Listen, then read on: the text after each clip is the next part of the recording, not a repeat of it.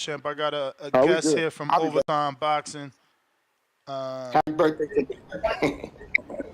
Britton Hardin, how are you, my brother? Pleasure to meet you. We were expecting Brandon, but we get to now meet the other half of Overtime. And yes, good morning. What's the word, my guy? How you feeling? I'm good. I'm good. Am I pronouncing it right? You know, I butcher everybody's name, so you know. Nah, actually, people usually butcher my name, but Britain is the pronunciation, and you got it right. Oh shit. You You know, Beautiful. got it right the first time. You got it right the first time. Yo, I felt like shit, Ness. wow. I think it was the Teofimo Lopez and Jermaine Ortiz fight. I ran Yeah. into Britain and yo, it took me a minute. He had to remind me who he was. I Oh, I okay. think that was my first time meeting him in person, and obviously, you guys have been doing great things down there in Atlanta. Season 2 is now my. You guys are calling it season, right? Season 2. Yeah, I think like internally it's easier because over time, as you guys probably know, is more accustomed to doing basketball content, football content. So Correct. for continuity purposes, it's been easier for us to call them seasons. And to be honest with you, man, like I think seasons actually work better, for sports because when the schedule is, who's gonna fight, you have something to look forward to. So that's been easy for us. Yeah, no, I agree. I kind of like that. Obviously, being the diehards we are, we're like, fuck, I wish it was year round. But obviously, you guys doing great things down there. I'm curious now that you guys have had it going and into the second season. What was the biggest takeaway from season 1 that carried into the second season? The biggest takeaway, man, honestly, it's been a few of them, bro. I mean, the obvious is that we're doing something different. We're doing something different. We're injecting new energy into the boxing space. When you come to our event, you guys have yet to make it down, but we would love to have you guys in Atlanta when we do our show at home. It's just the energy, bro. It's a vibe. It's like you feel like you're in a big nightclub, except for there's an 18 by 18-foot ring in the middle of the club, and it's like, what is all this energy about? So that was the very first thing, because I'm a student of the game too. I grew up going to boxing events my entire life, and I'm like, I've never seen anything like this. The second thing is, the boxing world is really receptive to the way we do our fights. Like at that point, we were doing them back to back every Friday for the month of August. But we were putting on like 50-50 style fights. And so you never really knew who was going to win. I think that boxing has become so much of an equation, so much of an algorithm, to where it's like the guy who walks second, he's supposed to win, he's favored, right? In our events, the A side guy could lose, you know what I mean? And that's what a fight is supposed to be about. So I think that us injecting that new energy and that new environment like really gave us a spark in the sport. Well, I'm glad you went there because I was going to start this coming for the juggler because, everybody was like, oh, Overtime signed our good friend. I mean, I love him. I love him. And I really wish Lou would have kept him more active. I think that is a major reason of what happened, him waiting on this Overtime fight instead of staying busy. But the rumor is you signed Kurt Scooby to like an 8-fight deal. Is that true? Well, I'm not gonna get into the particulars on the, like Anywhere the. near that close, anywhere near that number. I'll put it to you like this: I'm invested, and Kurt is Oh, my brother too. I'm invested. Yeah. so brings me to our good friend. It's sad that I'm messing up his name because believe me, I told my betting audience that Dakota Linga was a motherfucking dog. Who's the matchmaker? Who's your matchmaker? Brendan Segalis. Brendan Segales. Do we know He him, used to Benny? work for he used to work for a management company called Split T. Yes, Uh, I know Split really, T. yeah, he's really well read on the sport, and he knows how to match these guys. I think I know where you're headed. I'll let you Well, get to your no, I'm point. not headed any particular way. I'm not trying to take a dig.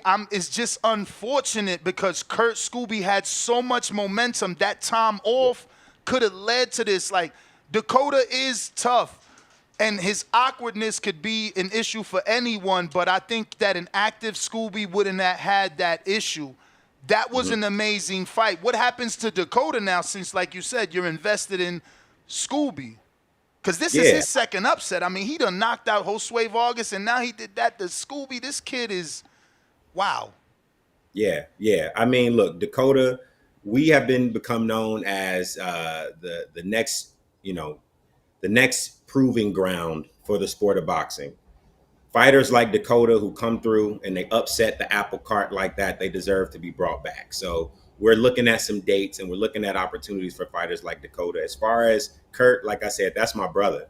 And I still think he has momentum. And I think that what we're going to be, what OTX is going to be able to do in particular, is we're going to be able to debunk this path of boxing that once you take a O or you hit a speed bump, that's over for your career.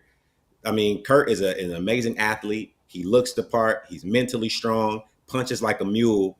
You put him in there with, 80% of other guys, he would have beat him. And I think that he just had an off night that night. So best believe we're going to run that fight back. We're going to see what happens with that one. But yeah, man, I think that. Wait. You're going to do a rematch? Yeah, at some point. I mean, it might not be immediate, but, Okay. Dakota wants that fight. Kurt wants that fight for sure. And so we're going to make it happen.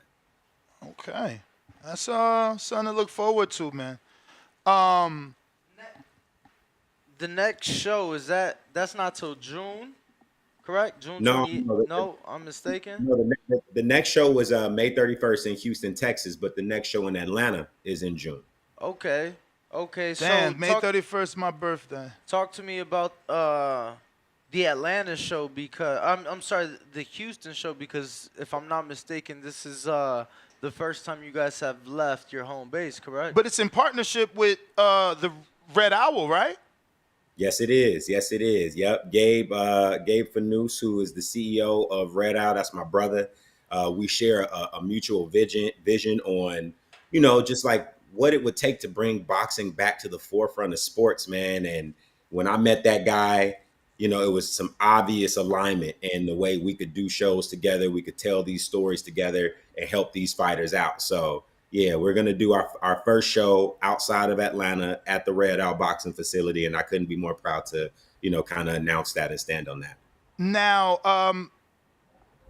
OTX, is this still going to be called OTX because it's in the Red Owl? And the only reason I'm asking is because your show in Atlanta has a specific look. Like you said, it feels like a club. And I know that the Red Owl is an empty box. So maybe you can be Al Heyman, quote unquote, and travel with all the equipment is what he used to do. So that is my question. Are you going to make it look OTX, or is this one OTX in partnership with Red Owl and they're going with that theme, which is a lot of red? Yeah, no, it's going to be an OTX event. It's going to be an OTX event. It's going to be our event. Gabe has been gracious enough to allow us to hold down the facility for the evening and do what we need to do in there. But it's going to be an OTX event. So you're transforming it. Yeah. Wow. Beautiful, beautiful. It's going to look like OTX in there. Now, a big thing you spoke on was the mutual and similar alignment and vision. So obviously it has to make sense for you, but could we see OTX in other locations now that you are, in a way expanding and growing? I think you guys are doing great things. I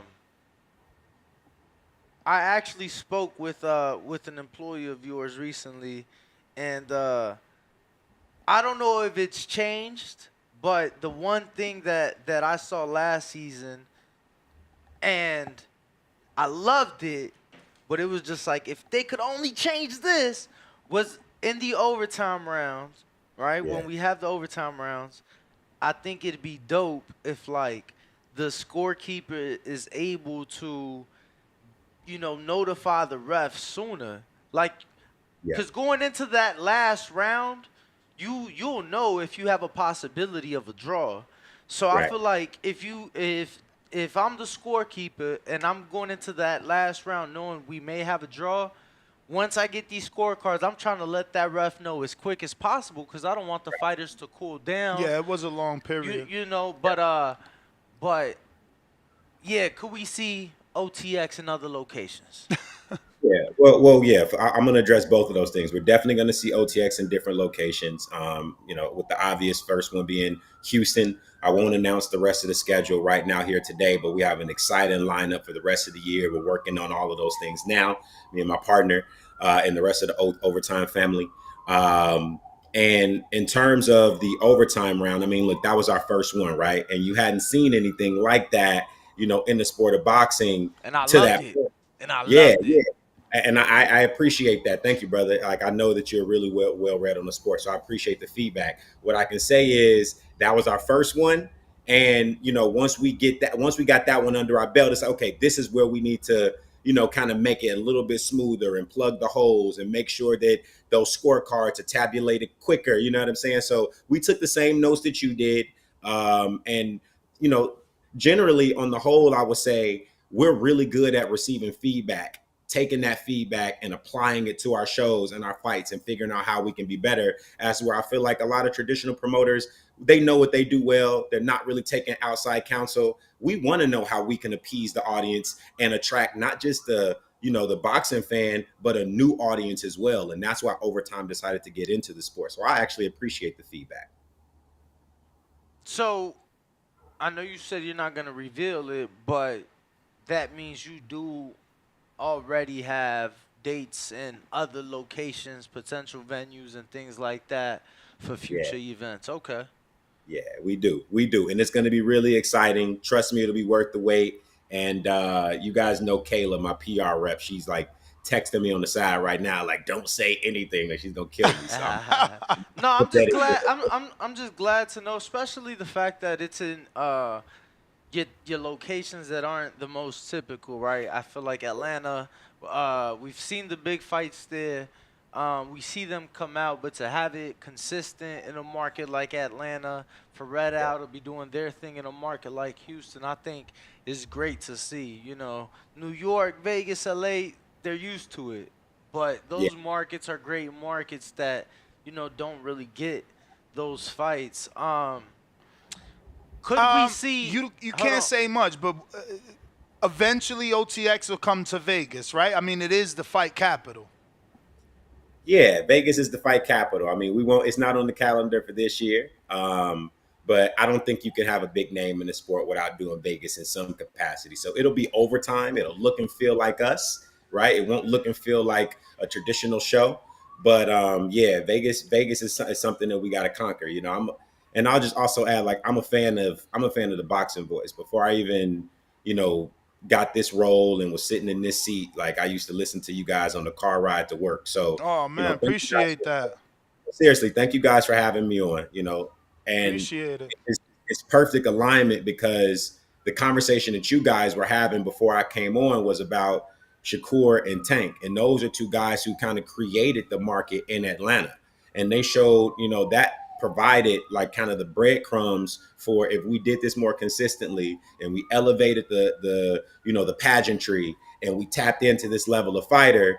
It's like, if you build it, will they come? They kind Yes. of proved that to be correct, and so we knew that Atlanta was going to be a viable market for us. So, that's just to say No, I'm I a fan. love Atlanta. I'm sorry that I haven't been there to your shows because we love that market, and it's funny. The Cortez brothers did something on a way smaller scale, and that's how we knew, like, wow, this could be a market for people, because Atlanta comes out, The Bay the brothers. bottle service is just different. Say what? The The Bay brothers. I said Cortez. Yeah, Oh. that's his first name. Yeah, but my bad. yeah, Cortez and Mickey Bay did a show during the pandemic out there With and- Truck and Darren Cunningham, and with it was Truck. it was nice. It was like in a nightclub. So you had your sections, and kind of how you said you guys have the club set up. And it's funny, our producer, we're out in Alabama. He drove to Atlanta for your last show, and that was, I feel like, boxing aside, that was his biggest point. Was like, yo, that shit was like a fucking club, bro. Like that, it was lit. Yeah. One of our loyal listeners, James, is from Atlanta, and they met up. Him and Bo Right. met up there, and they talked highly of the event. One thing I do want to ask, because obviously everything is about growth and just finding ways to stand out, if you will. And I think you guys have done a great job of doing that thus far. I'm curious though, is there any interest And any possibilities of seeing a title fight on OTX this year? Absolutely. 100%. These are real boxers boxing. Their records are on the line. We signed fighters, anywhere from a Dante Lane, who was making his pro debut with us last year, to an Elijah Pierce, who's now, when he started with us, was ranked 15 in the world. Now he's up to number 7 in the WBA. In the next 2 fights, he may be in there with Inoue the Monster. We're working those channels now. So, yeah, man, like we absolutely want to be a fixture in the sport of boxing. Like I said, we're not trying to compete with anybody necessarily. Like, we don't want to be on the opposite end of a matchroom or. Did he get And a we want to call? be able to make the big fights. Britton, we were having a previous conversation. Shout out to Toledo Treese, one of our callers. And the Canelo Trout fight was a good fight because of the open scoring. I believe it was Trout got to realize he's down. He kicked up. It didn't work, but it gave more action.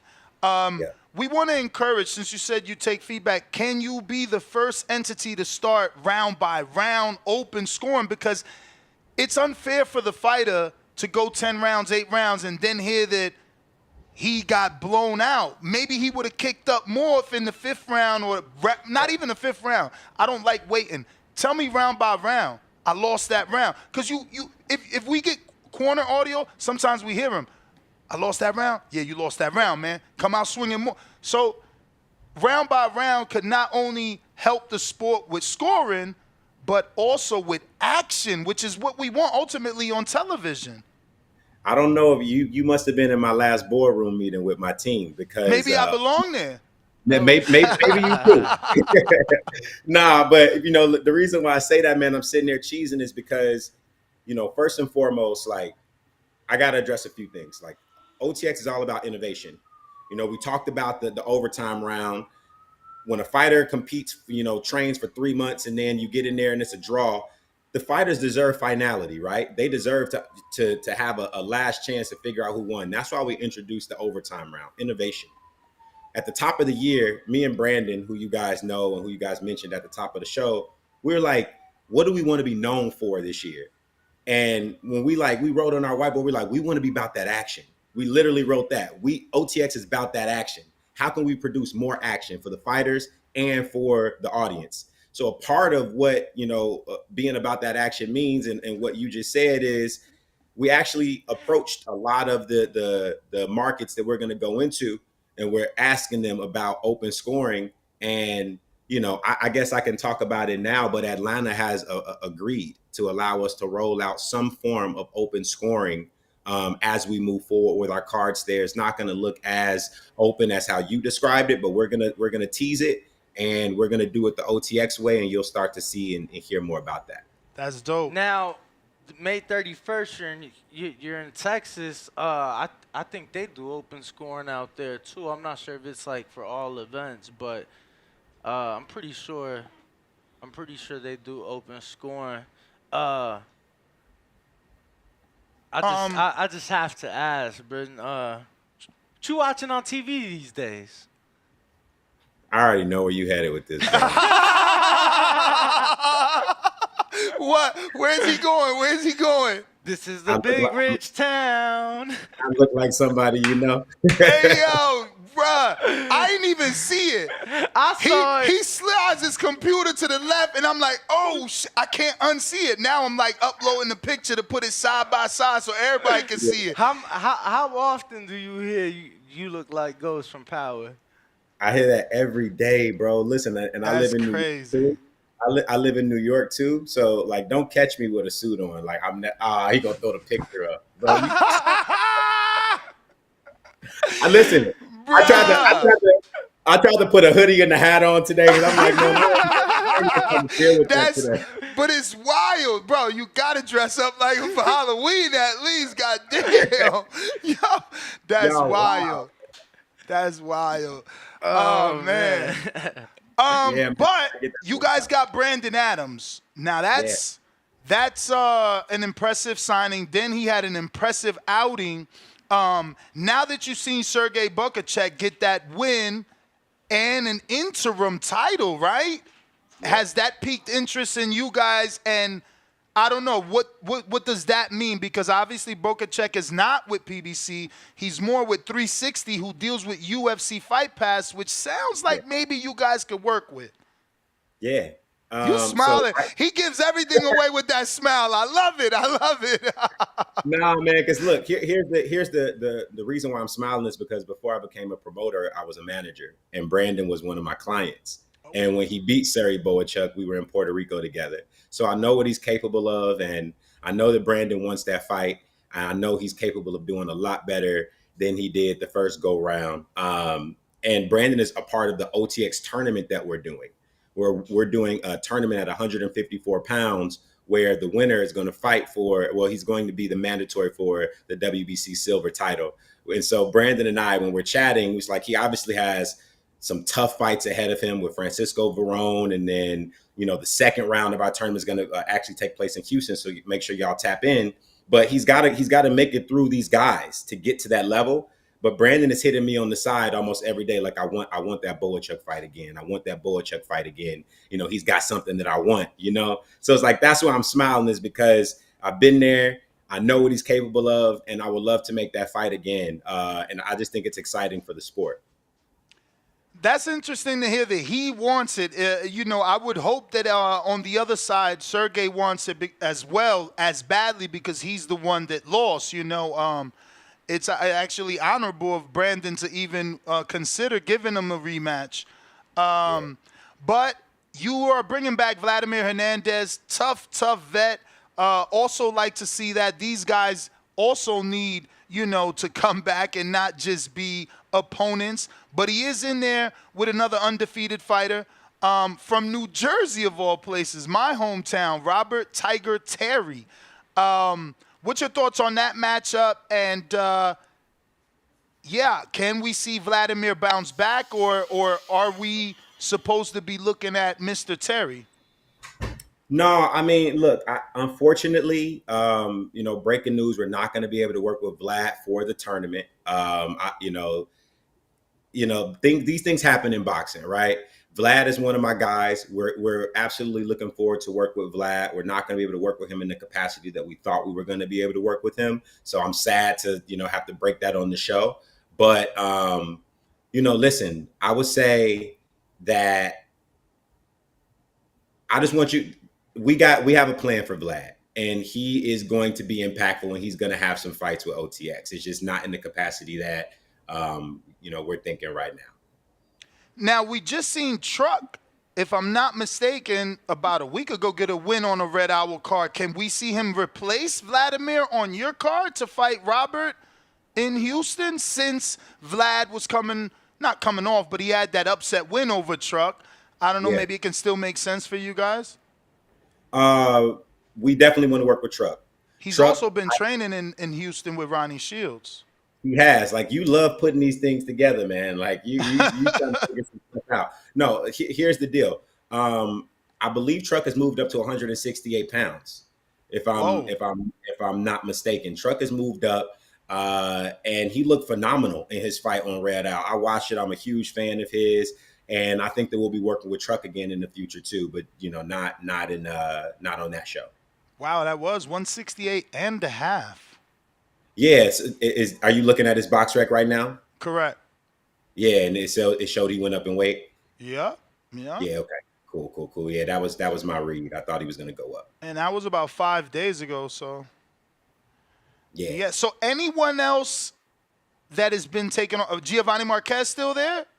I know Giovanni Marquez is the king of Houston, baby. We're going to blow him up. He's going to be a superstar. I mean, that kid, obviously Mexican. The son of a champion and former Olympian. He loves to fight, and he's so ambitious. He works so hard, man. I love the fact that we were able to sign Giovanni Marquez, absolute star, and we have big plans to make him a big fixture, not just in OTX, but in Houston and broader boxing as well. We've seen Red Owl, and again, since your visions are aligned, I'm just hoping that maybe you're going to continue to work with each other or pick from each other's stable because I haven't seen Jalil Hackett back with Red Owl, but he did make a debut there. Is OTX interested in that welterweight who's like, he's like as big as Boots in terms of physical size. People see him and they're like, wow, you're a welterweight, because he's looking more like a 60-pounder, but he's been pretty stagnant outside of that Red Owl fight, and vocal on Twitter, right? Like saying that his promoter doesn't get him any fights. Have you any interest in Jalil Hackett? Yeah, I mean, I didn't notice that he had been on social and he was saying things like that. But maybe I need to reach out to Jalil. I'm a huge fan of his. I think that he's a very talented fighter. DC is a mark. I went to school in DC, so I'm very familiar. The very first time I walked into a boxing gym was in DC, so I love the city. I think that that's a viable market, and yeah, like maybe you should hook that up. Yeah, I went to Howard. He made it clear. He made it clear on Twitter. He said, those guys ain't get me a fight in over a year, which means his team, whoever, Pops, maybe manager, are the ones that worked out that Red Owl deal. But that is a kid with a lot of talent, and maybe now that the PBC is in this place where they need to, because now we're seeing more and more PBC fighters on different platforms and entities, and maybe you can, get that kid active. He's a star in the making for sure. But Marquez as well, who's actually, his father is going to be calling the DAZN Dimitri Salita card in Detroit. Are those guys, and again, no disrespect to Rafael Marquez, but is that not the commentator style you're looking for? Yeah, so when, again, everything is about innovation for OTX. And Correct. When we were sitting down thinking about, we just did a survey of the market, right? And we're like, what does boxing look like and what does it sound like? And how can we just be just to the left or the right of that? You know what I'm saying?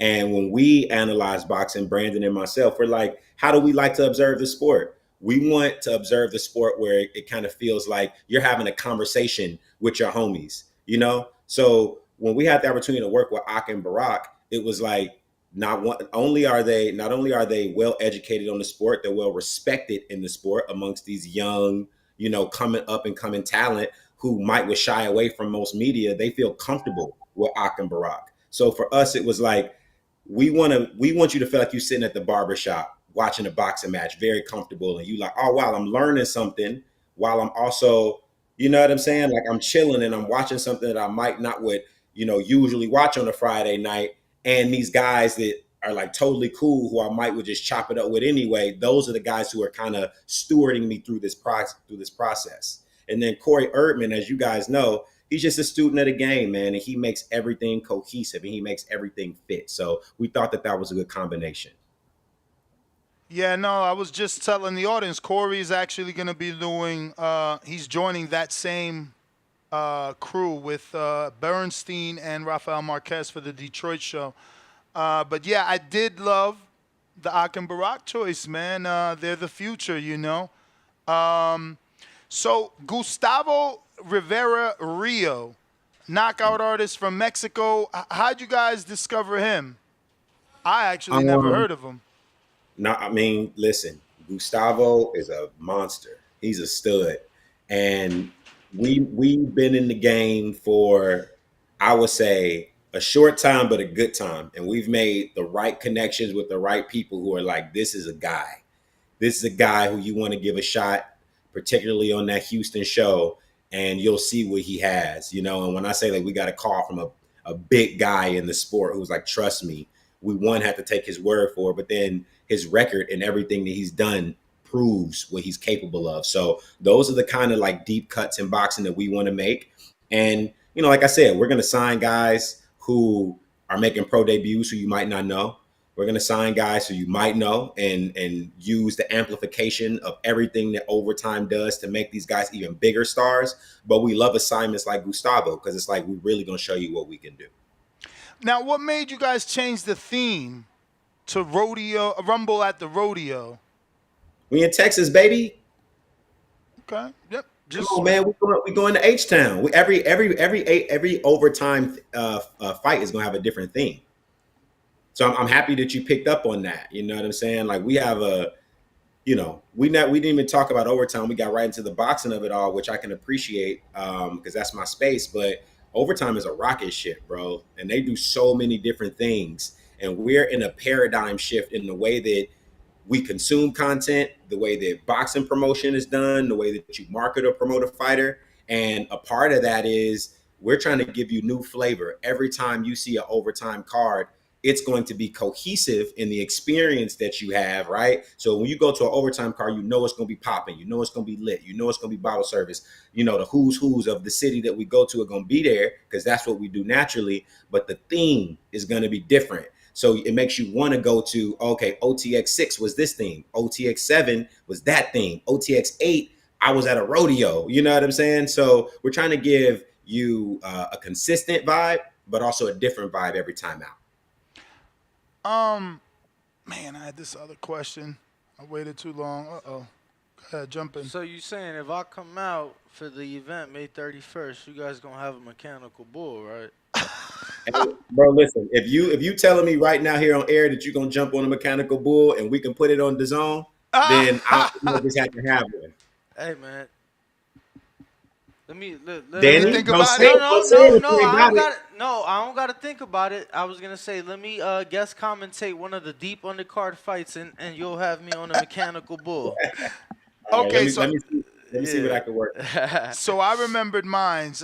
Since you wanted to talk about overtime, I guess within whatever realm you can give us this information without breaking any contracts.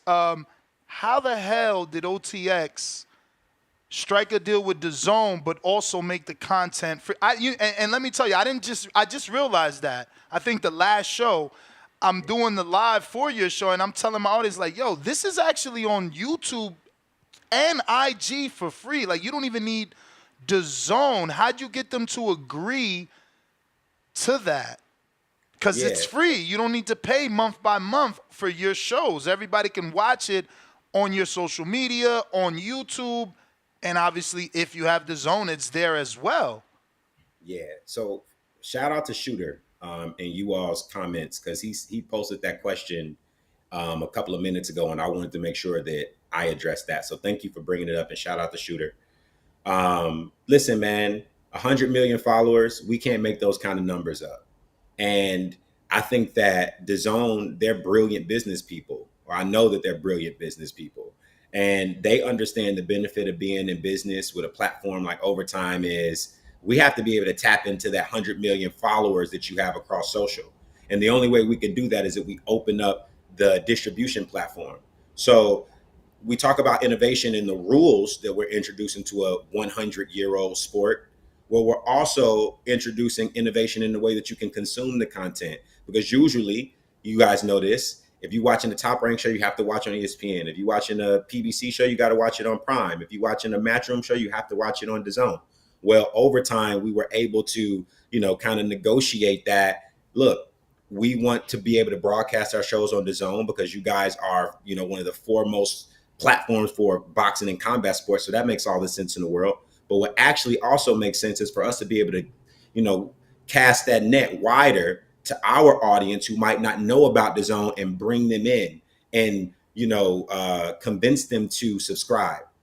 You guys heard me say a couple of minutes ago that we're in a paradigm shift in the way that you consume content, the way that you market and promote a fighter, and the way that you promote a fight, period. And that's a part of it, right? Like we can't lock the doors and say, be a boxing fan, but the door is locked. You feel what I'm saying? Absolutely.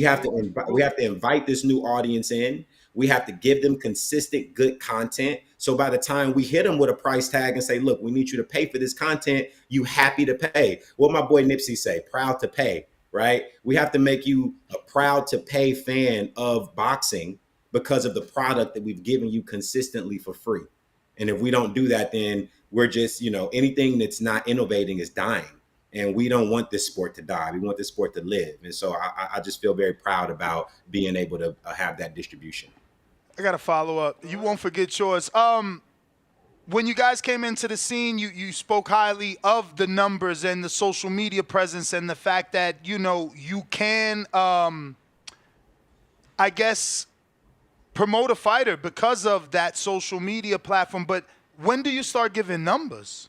When do we know? Like Overtime One did 100 million views, or yeah, when we want numbers. Everybody wants numbers. Yeah, yeah. Look, I'm not gonna speak on the numbers. I know the numbers of what we've been able to produce across social and across broader distribution, and I'll just say that they're very impressive, especially for boxing. And when we do start giving you guys numbers and showing the proof and showing how it's benefited, we're going to do it in a way that, like, if I give it to you now and I start teasing these numbers now, I'm not going to be able to like operationalize or be actionable about creating a broader deal or distribution. So I don't want to do that. But just know that we're making waves, we're making a difference, and we're trying to change the sport for the better. Again, you guys are powerful on social media. Just saying, last suggestion before Danny jumps in, a little post like Amazon did, right? When they had this 17 million views on. But to be fair, they only like. I hear what you saying, And but let me say, I'm only saying that to cast that net to those fighters that are reluctant, right? There's always fighters, believe me, I've been doing 13 years interviewing guys, and they're like, well, I don't want to be the first. I mean, what they really doing? Now it's like, damn, they got 17 million views. Oh, I need to be on there. And now you're getting more phone calls because promoters and managers are like, well, damn, they got a different system. You know, my fighter can actually get some real-time exposure. That's all. Go ahead, Danny. I'm sorry. I'm curious. Obviously, with this partnership and distribution with the Zone, do they have to like approve of the cards that you guys put together? Like, do you guys have to send over like, yo, this is the card that you guys would be showing, and have they ever came back like, we need a stronger card or anything like that? I'm just curious how that's worked. Fair question, too, because there was rumors that the Zone had a seat at the table for matchroom fights. Yeah, I mean, the Zone is a very collaborative partner in any of their broadcasts, and I think that that's a good thing. It's a form of quality control, sure, but it's also because they're students of the game as well, and they want to make sure that anything that goes on the platform is going to perform well, and they want to make sure that the audience is going to be happy. So, yeah, like it's not like I need their absolute approval to get things done, but I think that I'll just say that they're a very collaborative partner with us in making sure that we produce a really good product. I figured as much, but last thing for me, and this is like, I'm sure this can apply to some people listening, as well, but this is literally for me. Um, Yo, how can I get you on the phone for 5 minutes? I have, I just wanna put something out. I feel like, Wow, I know where you're going. yeah. But I know where he's going. I think it'd be good for the brand. I feel like you'd at least, want to hear me out. You asking me how you could get me on the phone? 5 minutes, man. I mean, I'll give you his email. No. I reached out. I figured you were busy, but I was like, all right. They got a lot. Oh, you've been reached out. I mean, recently, probably last week or two, 3, 4. Last month or two. 3. I mean, Hardin, man, with a name like he's busy. James Hardin, Britton Hardin. That's so.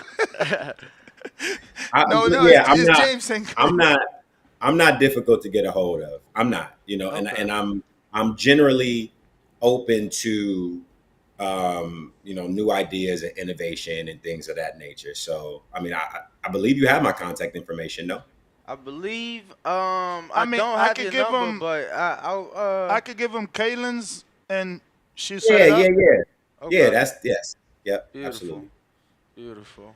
Well, don't want to keep you any longer. We do appreciate if there's anything you felt that you wanted to say that we didn't touch on in terms of the show or overtime, please do so. If not, any social media that you want to give out for fans to get a hold of you or just in general, tickets, maybe you want to direct to the ticket link for the May 31st please do so at this time. Thank you.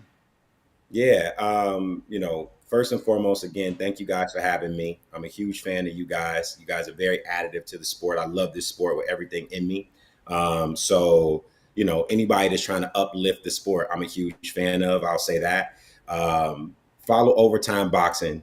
We are really trying to be on the cusp of something new and innovative in the sport. We want to be additive to the sport. We want to work with all the big promoters. We don't want anybody to be afraid to work with us. There's a lot of benefit to working with us. You can follow Overtime Boxing on Instagram and TikTok. My personal is my first and last name, Britton Hardin. And if you go to otboxing.com, the ticket link for our May 31st show, OTX7, they're currently live, and that's where you can find the tickets for all of our shows as we drop. Well, Britton, we appreciate the time. Definitely gave us a lot of insight. We're looking forward to, not just these upcoming shows, but, to see what else you guys have in store for the rest of the year. All the smiling you were giving, really made me feel good. I feel like they got a lot of things cooking. Make sure you send me a message back saying that Danny's conversation made you smile, because I think I know what he's talking about. You know what I'm talking about. Yeah, so that's a big one. Look, if you could get it done. Look, Britton, all I'm saying is, you guys are, all about innovation and things like that. I would just like to bring a first to Overtime Boxing. That's all. All right, I'm gonna hear you out. All right, beautiful. Well, Britton, man, thank you so much. Have a great day. Absolutely. Talk to you guys soon. All right. There you have it, ladies and